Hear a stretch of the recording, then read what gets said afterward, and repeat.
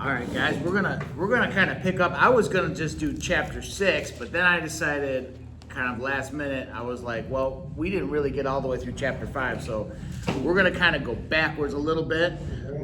Yeah, we're gonna start at chapter 5, verse 17, where it talks about elders. Like the first part, 1 Timothy. I'm sorry, 1 Timothy chapter 5.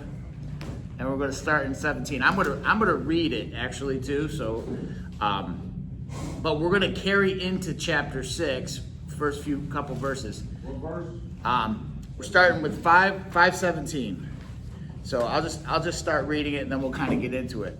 The elders who direct the affairs of the church are worthy of double honor, especially whose work is preaching and teaching. For the scripture says, do not muzzle an ox while it treads out the grain, and the worker deserves his wages. Do not entertain an accusation against the elder unless it is brought by 2 or 3 witnesses. But those elders who are sinning, you are to reprove before everyone, so that others may take warning. I charge you in the sight of God and Christ Jesus and the elect angels to keep these instructions without partiality and to do nothing out of favoritism. Do not be hasty in the laying on of hands, and do not share in the sin of others. Keep yourself pure. Stop drinking only water, and use a little wine because of your stomach and your frequent illnesses. The sins of some are obvious, reaching the place of judgment ahead of them, and the sins of others trail behind them. In the same way, good deeds are obvious, and even those that are not obvious cannot remain hidden forever. All who are under the yoke of slavery should consider their masters worthy of full respect, so that God's name and our teaching may not be slandered. Those who have believing masters should not show them disrespect because they are fellow believers. Instead, they should serve them even better because their masters are dear to them as fellow believers and devoted to the welfare of their slaves. So, all right. So there's a bunch of stuff in this passage that we're going to talk about. And I'll be honest, when I saw chapter 5, the title of chapter 5 says widows, elders, and slaves, and I was like, oh, thank God Chris is teaching on this chapter, right? I don't want to talk about slavery, but then I went through chapter 5, and it doesn't really talk about it until chapter 6. And so we're going to talk about slavery a little bit, but we're also going to talk about this other big important part. So just depending on how the time goes, we're going to talk about the elders. So I don't know about any of you, but I grew up in a church that had elders and deacons. Anybody familiar with elders and deacons? Okay. So what? Deacons. Deacons and elders, yeah. Oh, you didn't have any elders, you had deacons. Okay. Elders were oldest. Yeah, so this is, I'll tell you what my experience was with them is that like in my church, we had probably 3 or 4 elders. And what they did in my church is they actually were acted as like pastors. Like it talks about in here about being pastors. So what they would do is kind of rotate the speaking and the pastoring and the teaching. So it wasn't all on one person, which I thought was kind of cool. And then the deacons were more in charge of the day-to-day operations, making sure that the grounds were taken care of. In the book of Acts, it talks about Stephen, who was selected. They picked people. We've been reading about this already through the chapter, through the whole book of Timothy about, elders and deacons and what should be their character, and they should be above reproach, the husband of one wife, and all of that stuff. We've already kind of looked at that over the last few weeks. So again, now we've taken it 2,000 years into now, and there's all these other requirements too. So, but I think this is a really good passage because it talks about how the sins of others, some of them are obvious. Let me just find the verse. We just read it. In verse 24, it says, the sins of some are obvious, reaching the place of judgment ahead of them, and the sins of others trail behind them. In the same way, good deeds are obvious, and even those that are not obvious cannot remain hidden forever. And it talks about, in this beginning of this passage, it talks about how elders deserve to be compensated. It's not just a financial compensation. It says they're worthy of double honor. So, when I was young, this is kind of a funny story. So I got married when I was 21. By the time I was 24, I had 3 kids. It was like boom, boom, boom, right? And by the time I was like in 25, 26, I was going to church. I mean, I can remember I would say my young kids kept me kind of on the straight path. You know what I mean? I wasn't partying. We were going to church, and I was going through a time of healing and renewal in my life during that time. And I really wanted to get involved in church leadership. And I would have been a young guy like Timothy, where Paul says, don't be despised because you're young. You know what I mean? And he was but I actually went to a church, what do you call it? Kind of like a church meeting with just some of the elders there. And I was like, hey, what do you got to do to be in this leadership thing? You know, they kind of looked at me like, just keep coming to church, kid. You know what I mean? It was like, I even made a joke about, what do I got to have gray hair, you know, and stuff like that. And, you know, it didn't go off well. So needless to say, they didn't give me any position, even though I thought I deserved one. But why would Paul say, when we think about the time that this was written, like we think of elders and deacons now as positions, like you've been going to church for this many years, you have these skill sets, maybe you're pastoring, maybe you're teaching, maybe you're volunteering a lot, and then somebody says, okay, we're going to make you one of our deacons, we're going to make you an elder. But in this context of the way it was written back in 2,000 years ago, these wouldn't be so much job positions as they would be just like a recognizing of this person's a huge help, right? So does anybody have any thoughts about why Paul might say in this verse here about they're worthy of double honor and the worker deserves his wages? What do you guys think about that? Any thoughts? Well, elders are deserving. Hold on one second. Go ahead. The elders are deserving of double honor because they're plus they're older. I didn't miss the last part because why? Because they're elders in the church, but they're also older men that's been through more than you. Right. And they can guide you. They've already been where you're headed. Right. That's a great example. That's a great point. Well, man has to eat, and if he devotes his life to Christ and the Word, he got to eat somehow. Yes, true. So the church is supposed to support him so that he can take care of his family. Yeah, I love that you guys. Go ahead. I believe it was Paul, and I can't cite the book or the chapter or the verse, but he says, "Do not muzzle your oxen while they're in the field." It's right in here, right in that same verse that we just read. Yeah. So basically, saying don't overwork your livestock, and not tend to them, not treat them fairly, and not reward them. He's using that as an example, saying, Go ahead. No, go ahead, you had a thought. Don't abuse their generosity and their good efforts. Yeah, that's good. Hold on, let me just say something real quick before you say that. So I love that we just hit on all different aspects of this. Like one was, hey, they're older than you. These guys have been through life. You should, in general, we're not talking, if we just take it out of the context of church leadership and we just talk about older men who've been following Jesus, longer than you, that's where you should respect them, right? You should listen to, I teach martial arts, and I had a student who's about 26 come up to me the other day, and he was like, how am I doing? Am I doing good? And I'm like, you're doing great. And the reason I told him he's doing great is because when he comes to class, I teach him something, I'm like, hey, you do the move like this, and he does it. And he doesn't really argue and stuff. I have other guys in my program who are professionals, like doctors and stuff like that. And sometimes when I tell them stuff, they're like, oh, I don't know if, they're a little bit older than me. They're like, I don't know if that would work. I'm like, well, hey, man, I'm just teaching you what I learned. This is but I told him the reason he's going to learn really fast, this young guy, is because he's got kind of an open mind to receive from the older person. And maybe it's easier for him because he's younger than me. But having an attitude of being teachable, I think, is one of the most important things as a Christian that we need to all have, because we start getting, I know I've had this in the church in my own life, where I'd be like, I go to church on Sunday and I hear the preacher talk, and I'm like, man, he should have talked about this. Why didn't he talk about this?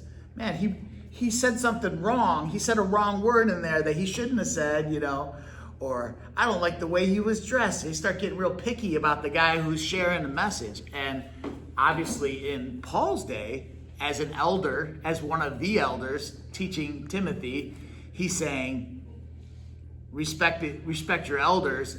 It's more than just respect your elders. I mean, Paul's going through incarceration, beatings, throwing stones at him. He's going from city to city. They're enduring some real hard stuff, you know.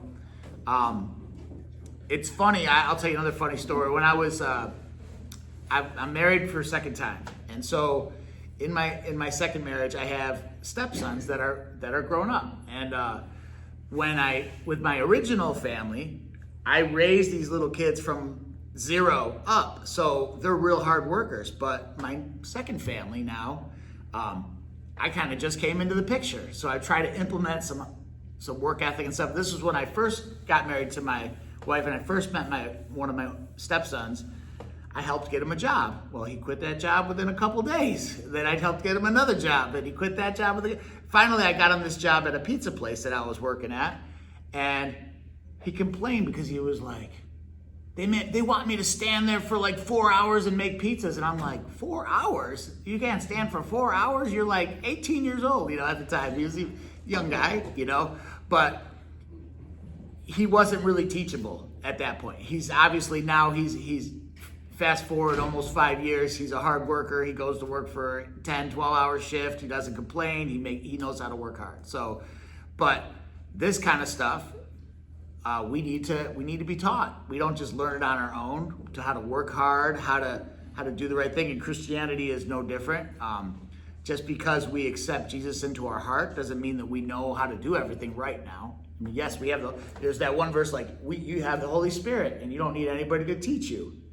But on the other hand, we need, God's given us, it says we are the body of Christ. You know, we're a family. And the other interesting thing about this church that I used to go to, we talked about elders and deacons that we would have, and some of you might have had a similar experience. We would call the older men in the church Uncle so-and-so and Aunt so-and-so as kind of a title of respect. And I noticed I'm from New York, so I noticed though in the South, it's sir and ma'am, and I watch the parents parent their little kids, and if you don't say ma'am or no sir, you get in trouble. Yeah, you might even get smacked, you know? So, and I love that, but I never experienced that. It's not part of the up north culture. So, you know, but just from being young, learning how to respect our elders is a huge thing. If you don't respect the people that have gone before you, and it doesn't even have to do with age all the time. You know, sometimes it just has to do with experience. Mm-hmm. You get a new job, somebody's been working that job for 15 years, you're brand new on the job. If you go, and I've had this with some of my family members too, you go around and start telling all your bosses how they should do their job better and all the new ideas you got for make the place run better, you're probably not going to have that job for very long. You know what I mean? Like, you know, don't we get to do this? Why we should do this instead? And when, you know, it's better to be, I'm sorry? Yeah, exactly. Be calm, be humble, be teachable. And I love Joel, what you said about the muzzling the ox thing. That's that picture of like, if you are working, like they used to they still do, I believe, on farms, put like feed bags on the animals so they can actually eat. Or imagine, the picture I get is, an animal that's plowing the field, reaching down and starting to eat some off the ground. And if you as the what do you call it? The owner of the animal start beating your animal because it stopped working. That's what it means. Like, don't muzzle, don't put something over the ox's mouth so he can't eat while he's putting in a hard day's work. I worked at a catering company when I was when I was the same young age of like 24, and we would do like $100,000 weddings, like beautiful. You had to wear like a tuxedo, like bow tie and everything. And these people would spend more on a wedding than all of us would spend on a house, or a car. And unfortunately, some of them ended up divorced just as fast, but they would spend lots of money on these parties. But I remember one of the things that I really enjoyed about that job is once everybody ate, they pull the staff back, and we get to eat this food that you would have had to pay like $50 to $100 a plate. We get to eat it for free at the end of the night. So I ate really well in that job. And that's kind of what it means. And so it's interesting, in this passage, it's talking about how to treat elders. It's talking about how you treat your animals.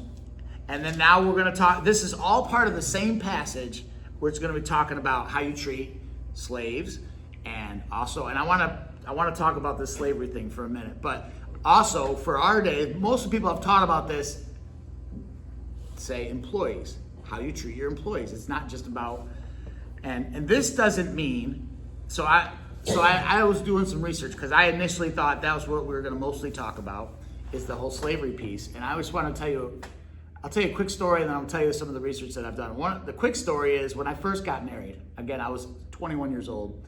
My wife and I went down to Florida in Miami, and we were on our honeymoon, and we were in a hotel, and she's sleeping. And back when you had to flip the channels, you know what I mean? Or I found a channel that was playing like a Christian revival service, and it was all about racial reconciliation and that racism is still a part of our country and our culture. And I'll be honest, like when I first started watching it, at first it didn't register for me because, again, I'm from New York, and I didn't grow up in a all white neighborhood. I grew up with people of all different races and colors and cultures. And it didn't even, I went to a church that I think the white people in my church were the minority, because it was a good church. My favorite part about that church was the potluck dinners, because you had Indian food and you had Asian food and all different soul food and all different types of foods, and I would pig out. That's why I'm not a skinny guy. Food is a very important part of my life, but I was like, racism, is that really as big of a problem? But then the Lord showed me, as I was watching this, what you look like represents something to somebody. For example, my second wife now, she was married to somebody for 25 years that was very abusive. And there's times, and I've never abused her, and there's times though, even because she does the martial arts with me, and there's times that I'll show her something and she's doing this. And I'm like, it kind of makes me upset. I'm like, I've never hit you. I don't even raise my voice with her much. We're normal humans. We have our arguments, but not like what she experienced. But the memories of it, the fact that I'm in the position of husband, I identify with that same thing. And that is how, because I've heard all the sides of the story. It's people like, well, this happened a long time ago. Why are you still upset about it? Or this didn't even happen in your lifetime. But, things have an effect. The scripture says that the sins of the father are handed down to the third and fourth generation. You know what I mean? For example, wealth has an effect too. If you grew up in a good home, then you're going to be raised with a good education. You'll be able to go to a good college. You'll be able to go to a good job. That is not the case for everybody. I could say between my first family that I was married to, my children had an upbringing in a nice home and a pretty much a safe home that my second family did not. And so there's a huge gap between that. So I was looking up, so this is some of the research that I've been doing, and I'm gonna open up the floor too, so I would love to hear some of your feedback about this. We know that presidents of the United States, the first president, George Washington, had hundreds of slaves, and it was not a good thing. Thomas Jefferson, the writer, he wrote the Declaration of Independence or the Constitution. I can't remember which one he wrote, but Constitution. He had slaves, but I also found out in some of my research that the second president of the United States was against slavery. So even in the beginning of our nation, this was a very hot topic. Same with Abraham Lincoln. Never owned slaves, and we all know the story of Abraham Lincoln. What I think is a big problem for people who aren't Christians is they're like, the Bible supports slavery, and it doesn't. No. The Bible does not support slavery. In fact, I heard Pastor Kenny talking about this. We were studying. You might have been there when we were studying like it might, I can't remember if it was on a Tuesday or a Friday, but talks about the Good Samaritan. The Good Samaritan story is a story of racism.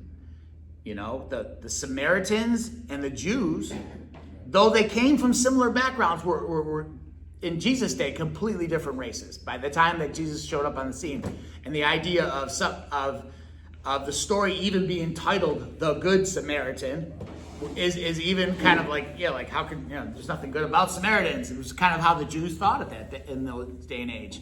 And Jesus told this story to say, you're wrong. Paul here, when he writes this, well, let me throw it out there. What are you guys' thoughts? Why would Paul tell Timothy, as far as related to slavery, why would he tell him, well, if you're a slave, be good to your master, and if you're a master, be good to your slave? And why was he saying that? Why wasn't he saying we need to end this at that time? Does anybody have any thoughts or ideas? Back then, it was the norm. Okay, it was the social norm. That's important. Yeah, and nobody really. I would say, like, go ahead. Any other thoughts? Yes, the social norm is absolutely correct, but even before white capitalists invaded Africa, there was slavery. We know that the Jews have been enslaved for at least 8,000 years. Yeah. At least 6 different times by 6 different countries. Yeah. Okay. So I mean, every time they would get the Hebrews, Jews, every time that they would be the Israelites, every time that they would be invaded and taken captive, they would turn around, they would turn back to God, they would get themselves right with God, and then they would fall away again and start following, you know, their own ideology and sometimes following after different idols, and God would take their hand off of them, they would get recaptive and go back into captivity, become slaves again. We know that there were slaves in Egypt under Pharaoh for centuries and centuries. So slavery has been a part of the world, humankind, for almost since the beginning.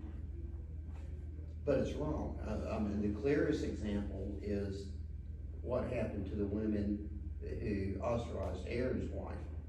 Aaron's wife was dark skinned. We're not exactly Moses' sure. wife too, I think, right? Or no? I think it was Moses' brother. I don't Okay. think it was Moses' wife. I think it was Aaron's wife. I mean, they were Jews. They were darker skinned than me, anyways. Right, You know, exactly. they were. Anyway, yeah. Jesus does not look like that, but That guy looks a little Italian, a little bit Yeah. Italian. I mean, they were given leprosy, you know. So, you know, God God is clearly saying, you know, just because she looks different doesn't make her any different. So I'm going to make you look different. I'm going to give you a skin disease, you know. So it's Yeah. all this when we got leprosy. It also too it's always, you say, for thousands, ever since humanity began. Yeah. You know, ever since sin entered the world, Right. it becomes a problem of people, the haves and the have-nots. The people that got stuff, Right. they don't want to share it. And they want to be like, you know what, I got this stuff. This way says, you know, like, the love of money is the root of all evil. Go ahead. Anybody that's ever had small babies has been a slave for a little while. Why is that? Go ahead, explain. Because whenever the baby hollers, you're there. Oh, yeah. The baby needs something, you're there. Right. Whatever the baby needs, you have to provide. Well, one of the things that's a good point. One of the things that I thought about too is, you know, this. So I go back to that hotel room experience that I had with the Lord, and by the end of that special, I was on my face crying before the Lord and asking for forgiveness. And I'm like, how could I be a part of racial reconciliation? I represent the bad guy in the picture, the white male. You know what I mean? And the Lord said, I'm going to use you because you're a white male. You know what I mean? And little did I know that years later, I would have a similar slavery type experience in the 2000s. And I would say that going to prison is like being a slave. If anybody's ever had a prison experience, my first job in prison, I got paid $5 a month. Okay, I mean, it wasn't as bad. It wasn't as bad as slavery, but it's pretty bad for right now. You know what I mean? It's pretty bad in terms of, like, all of a sudden I realized that It doesn't matter if I have a college degree. It doesn't matter that, I have all these skills. I remember fighting to get a job as a cook in prison, and my cellmate, who was a former Latin king, and he was like, "You're never gonna get a job as a cook." I was like, "Well, I got skills," and I was cooking the Air Force. I've been in food service since I was like 15. He's like, "Yeah, people wait years for those jobs." I'm like, "All right." I did end up getting into the kitchen, but the idea, and then when I got out of prison, I wasn't in for very long. It destroyed my life because I got out of prison and it was like all these good jobs were no longer available to me. Yep. You know what I mean? And there's similarities between that and some of the effects of slavery and racism and, even sexism. If we talk about women, the disparity between women in jobs and men in jobs, are like, well, here's all these great jobs, but you can't apply for them. In fact, I'll tell you a little funny story. I was looking at jobs recently, and I'm like, I used to do law enforcement. I used to carry a gun for work, and now I cannot. But I was like, you know what? Maybe I got some skills. Maybe I got 12 years of military experience. Maybe they'll let me back in. I had a phone call with Border Patrol. It's like, this is a really good job, federal job. You go for paid training. You end up making like $80,000 a year. Big sign-on bonus. Sign-on bonus. Woman called me like 3 times and I didn't answer the phone because I told my wife, I was like, I'm not gonna get this job. I shouldn't have even applied for it, but I was just kind of like missing that part of my life. And finally I took the phone call. I'm like, let me just talk to her. She's telling me this. It's a full-time job. Would you be able to take it? I'm like, yeah. So we get through about 10 minutes on the phone. I'm like, hey, I got one more thing. I just want to make sure I'm not wasting your time. I was like, I have a felony. Oh, yeah, you can't do it. All right, boom. You know what I mean? And that was the end. Because it was, felony is a disqualifier on a lot of jobs. I can relate to that. The week that it's been a year to this week that my truck, trailer, and tools were stolen. And immediately after, I had a mortgage to pay, right? And I knew I needed money. I downloaded Monster.com and LinkedIn and ZipRecruiter, and I get all of these job referrals emailed to me, right? And I go, well, I'm a convicted felon. I go, Listen, there's City of Savannah here checking the water. There will be no water usage for the next 20 minutes. No water in the building for the next 20 minutes. kitchen copy that. I gotta get some water. 10-4. I'd go, nope, can't fill out that application, nope. Yeah. And then ask, Don't turn on the faucets, no nothing. You have to get an accurate read. Do not turn on any water in the building. copy that, sir. Copy anything. 10-4. So, my depression began, and I realized I wasn't gonna get a good thing, because I don't want a business. And then I was relying on somebody else to support me, right? So, just like you, being a convicted felon, not qualified. So I turned to the bottle, and a year later I ended up here, thank God. But, yeah, I can relate. Yeah, I mean, even becoming homeless, telling somebody, oh, I was homeless for a period of time or whatever. All of a sudden people can look at you different, right? They can be like, oh, or, hey, I did have to tell jobs that, in fact, I worked for a Christian when I first came down to Savannah at a hardware store. That was one of the questions. I didn't answer it. I should have answered it, but I didn't. I didn't answer it. I just didn't say anything about my felony. But then a few months later, I found out they had a Bible study at my job. I started going, and I was like getting more and more convicted. And I was like, I got to tell the owner, and they'll probably fire me. And they didn't. They didn't fire me. It actually worked out. But the thing is that Paul is saying, wherever you are, you can still, you can't, nothing can prevent you from following Jesus from wherever you are. I noticed that was something I came to a realization walking the track. I had worked in the military where the only difference between being in the military and being in prison, well, I shouldn't say the only difference, one of the big differences, in the military, the razor wire fence is outside to keep the bad guys out. And in the prison, it's facing the inside to keep the bad guys in, right? So But I realized, I started looking at the animals, and like little rabbits that would go under the fence and they'd be in there and they'd go back out of the fence, and birds would fly over. It didn't matter to them. And I felt like, you know what? Wherever I am, it doesn't matter what human being thinks of who I am or what I am. God is the one that created me. God is the one who controls my destiny. Joseph, for example, he became the vice president of the prime minister of Egypt right out of prison, literally drafted right out of prison. Moses didn't have citizen status the same as the Egyptians, but yet he was trained to be a prince of Egypt, and Moses was, and then eventually became the head of his own people of 3 million people. And so the Bible is full of examples where God sees the things that are not as though they are. Now, I don't know how many of you know about this. I'm sure some of you do. Have you guys ever heard of Nat Turner's rebellion? Nat Turner?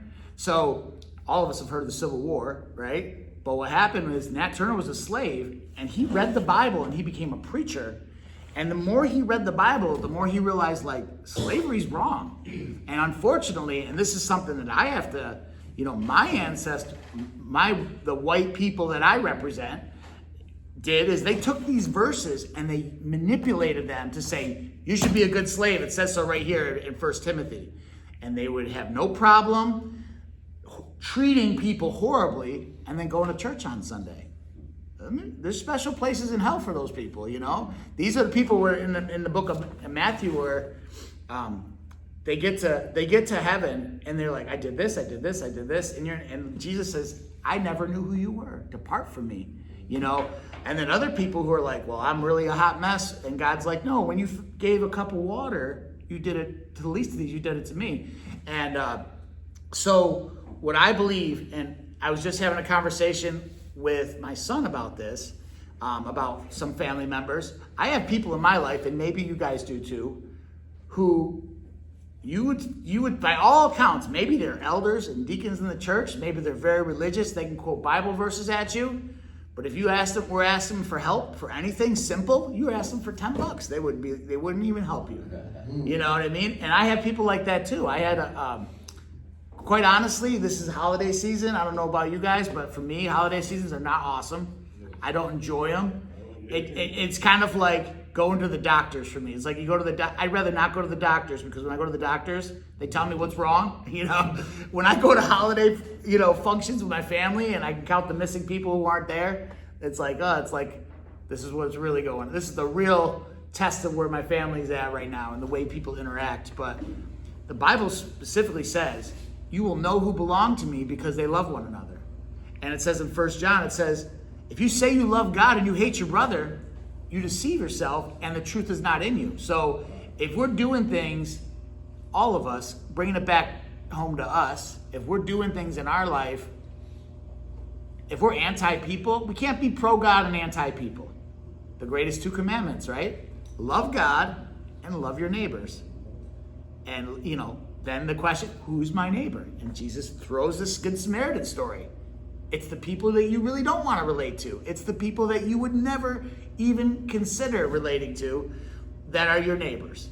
And so the other piece about this of why I believe, not everybody has the same mission. I believe that too, as far as Christians. Paul was writing most of this stuff as an incarcerated prisoner.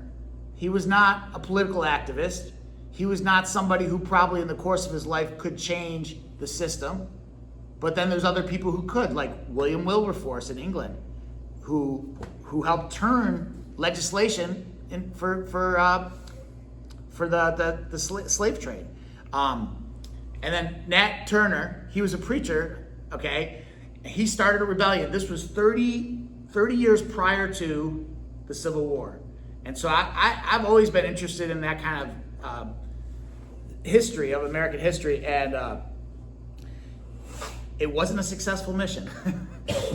Nat Turner and everybody that he was his followers, they basically started their own civil war against the slave masters, and they were all killed. And they're all, I believe he died by being drawn and quartered, which is where you tie different arms and legs to a horse and they all run in separate directions. It's a horrible, horrible death. But it was the scriptures that showed him that slavery was wrong. Because if anything, this Bible should teach us how to treat people better. And it says, love your neighbor as you love yourself. And that's where Paul's like, hey, if you are an owner, if you are an employer or a master or whatever terminology applies to your generation, the people who are working for you, who are under you, you need to treat them remembering that God is your master in heaven. God is, all of us, I've said this before, all of us are like, these are like rented bodies, you know what I mean? At the moment that God says, you know what? He's had enough breaths. He's had enough heartbeats. You know what I mean? None of us are in control of our life. In fact, Pastor Kenny came into the Band of Brothers this morning dressed up, and everybody jokes with him about how he's dressed like every single time. It's like he comes to the door like, oh, look how dressed up you are. He's like, yeah, I'm on my way to do a funeral, after this. And it's like, ooh. He joked, oh, get in line. He's like, I'm going to do a funeral after this. Like, nope, nobody wants to get in line for that thing. But let me see here what else we're going to talk about. Go ahead. I want to hear some feedback. What are your... Okay, go ahead. After you. Uniform kitchen copy. I want to read this one more time. All who are under the yoke of slavery should consider their masters of worthy respect. We could supplement that and say, all who are living in a bad situation, whatever the situation we are in right now that is not the way we want it to be. Like Joel just mentioned, like, you're grateful. You're grateful for where you are right now. I told you guys a couple weeks ago, I have a friend that he'd rather be in hell than be in this place. You know what I'm saying? He's like, oh, there's this, that, blah, blah, blah. Argue with me for months about it. But your attitude is everything. You can have when I was incarcerated, I watched guys sleep their whole time away. 10, 12 hours a day, they just lay on their cot. And I'm like, I don't want to do that. When I first got incarcerated, I had a short amount of time. All right? Long enough to be incarcerated in a federal facility, but not very long. But I had a bad attitude when I first got there. I was like, oh, I'm not going to see my kids. And I started trying to get somebody that would be like, I feel so bad for you. You go tell somebody else, like, dude, you're almost out of here. Why are you complaining? And that was my bad attitude. That was like the story of my stepson who's complaining. They made me want to work 3 hours. It's hard work. I don't want to do it. And the Lord sometimes allows some of this stuff to come into our life, not because he wants bad things to happen to us, but because some of the stuff of life toughens you up. You know what I mean?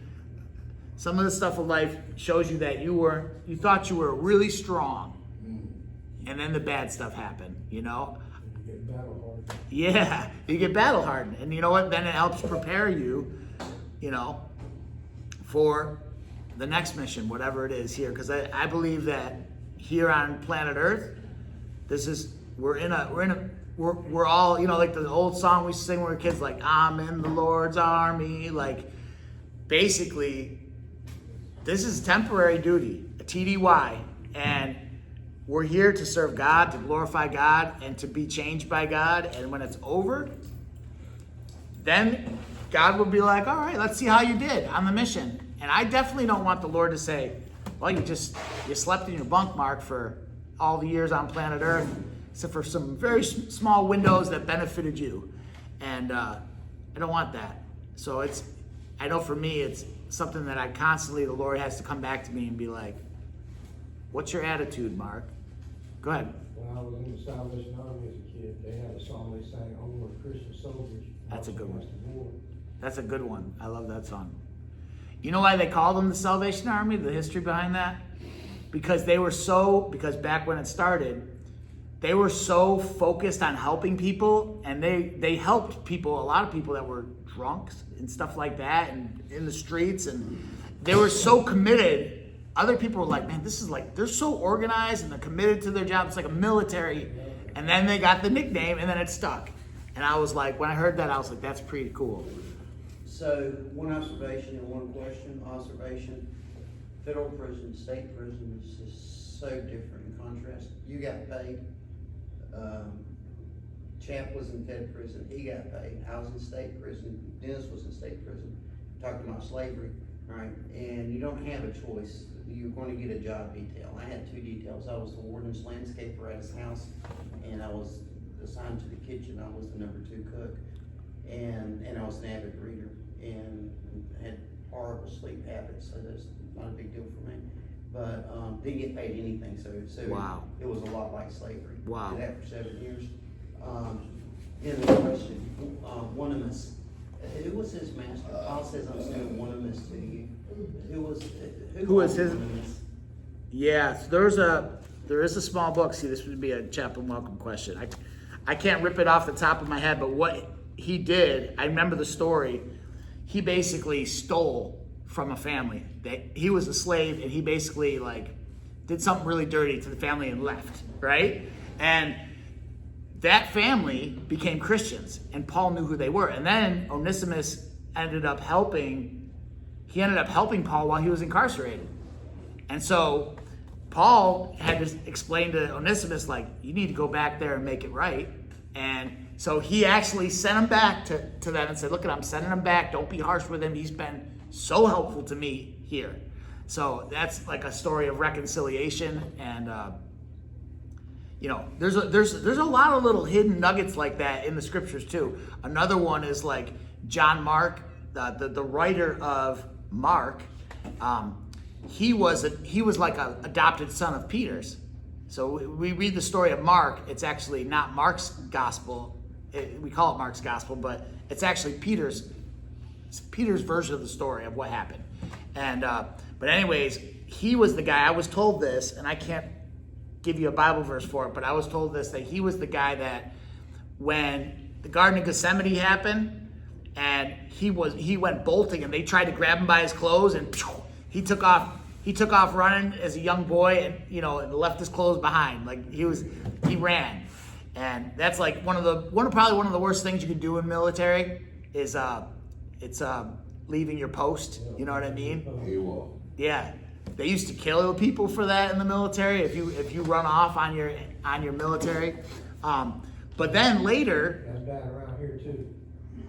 yeah, it's bad because you're not there to protect people, and you're creating a hole for bad guys to come in and hurt people. But then later he went with Paul John Mark went with Paul on a missionary journey, and apparently rolled out on him too, and Paul wanted nothing to do with him at that point. And he ended up, I heard a huge Bible story about this. He ended up being, Peter kind of took him under his wing. And then at a later point, there's another verse where Paul says, when you come, bring John Mark, because he's profitable to me in the ministry.